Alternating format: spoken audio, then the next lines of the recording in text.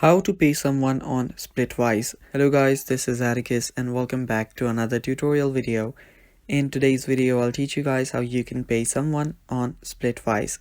So without any further ado, let's dive right into it. So if you guys do not already have the Splitwise app, simply head over to your App Store or Google Play Store to download it. After you've downloaded it, open that up.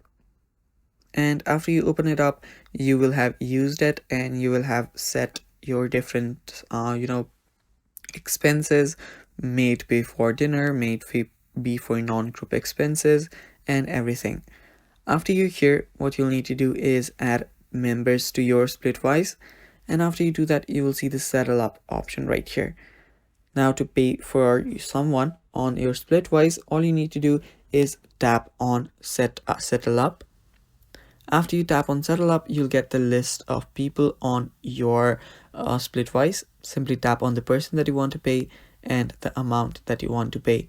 After you do that, you will have paid your part, or you'll have paid up your money to the people that you want to pay it to. And it's that simple, guys. That is how you can pay someone on Splitwise. Thanks for watching. Stay tuned for more, and bye bye.